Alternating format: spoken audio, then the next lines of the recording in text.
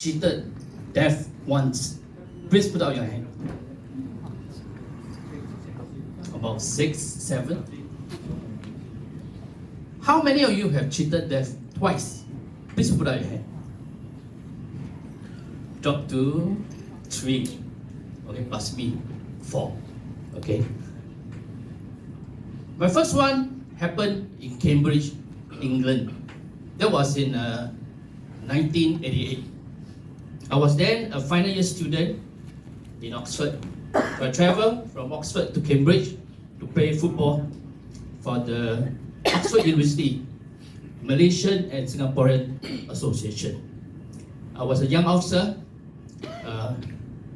full of ambitions. So our goalkeeper was injured, so I played goalkeeper. So there was this part where the opposition striker broke through the defense. World Cup coming, huh? So I went for the ball, he went for my head, and the impact fractured my skull. So for a moment, the noise is exactly like what you just made, ringing silent in the stadium, and I became unconscious. 36 hours later, when I woke up, there was an overwhelming antiseptic smell of a hospital. The British doctor was trying to wake me up. Mr. Yeo, please wake up. We need you to sign an approval letter so that we can operate on you urgently. I was in shock, was frightened, because I don't know what's going to happen to me. But I was too weak to fight the doctor. I signed the letter, went through the operation. And I spent the next 3 months trying to recover medically, physically, and academically. Remembering that was my final year. And I realized that resilience is a habit, not a headline. The second incident happened in Kanchanaburi. That was in Thailand. That was in 1994. We were having a combined training with the Thai Special Forces and Ranger Battalion. So there was this part where the Land Rover overturned. All 3 of us got thrown into the bush. And I lost my Op Sergeant Ahan and almost half my left arm. And again, I became unconscious. After 24 hours of coma, I woke up in Kanchanaburi Hospital. There was a revolving fan, and the Thai doctor was trying to wake me up, and he told me, I think we really need to chop off your left arm in order to save your life. Again, I was in shock, I was frightened, but this time, I was not thinking about rank or promotion. I was thinking about my career. I was thinking about my life. Fortunately, the Singapore Armed Forces flew doctors from Dak Tok Seng Hospital all the way to Kampeng Seng Airport and then to Kanchanaburi Hospital, and the doctor stopped the operation. So it made me realize that discipline saves life, reflection saves leaders. And it also made me realize that resilience is not about survival, it's about turning those survivor into purposeful action. And that resilience, again, is a habit, not a headline. I brought that lesson learned back to the Singapore Armed Forces, and I went through the chain of command, and eventually, like was mentioned, at the end of 30 years, thereabout, I became Commander 6th Division, commanded 32,500 officers and men.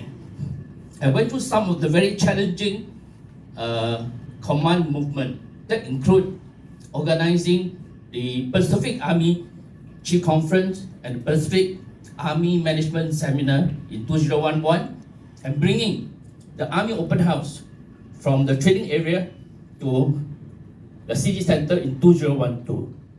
With that, I went to the private sector, as I mentioned, went to the public transport sector, but I was in Perth as a CEO executive director, we one of the biggest taxi fleet. The market was very volatile. The competition was very stiff. The profit was very laser thin.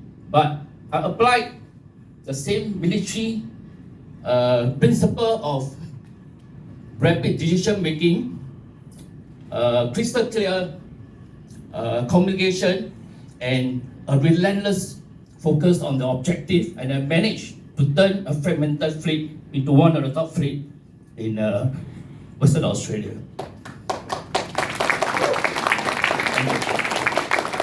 What do all this have to do with all of you here? My answer is everything. Why? Because many of you here are middle management, and a lot of your companies do face regular shock. It could be supply chain dislocation, it could be IT upheaval, it could be human resource shortages. The difference between the companies that crumble and the company that thrive is the ability to internalize this resilience. And similarly, for many of you, at different ages, you might feel regular failures and setback.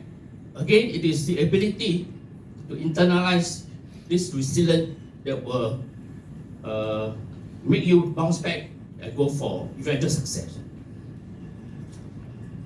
I would like to just finally share 3 principles or practical habits.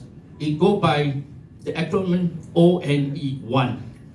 O stands for ownership of the movement, meaning that when something bad happens, take one step back and review what happened and go back and redo. This is equivalent to a military leader trying to take a deep breath before pull the trigger. So when you go back to your office, workplace, when you have a difficult conversation, always take a step back, decide what to do, and do it. And it's a necessity of a story. Our employee like story. They don't like spreadsheet.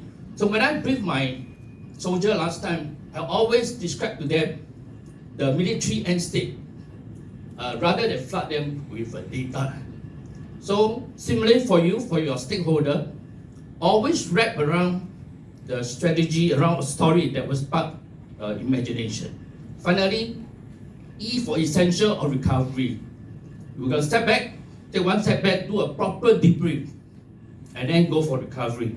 Debrief is not a blame game. It is a preparation, it's a rehearsal for the big game. So it has been 32 years since I last had an accident in Thailand. But every time I see the rotating fan, it always remind me that resilience is a habit, not a headlines.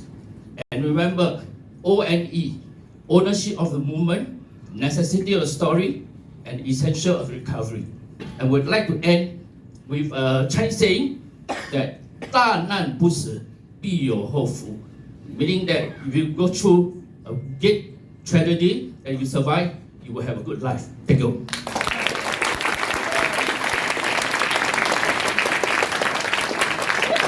It's still there for what? 大家 clapping for you.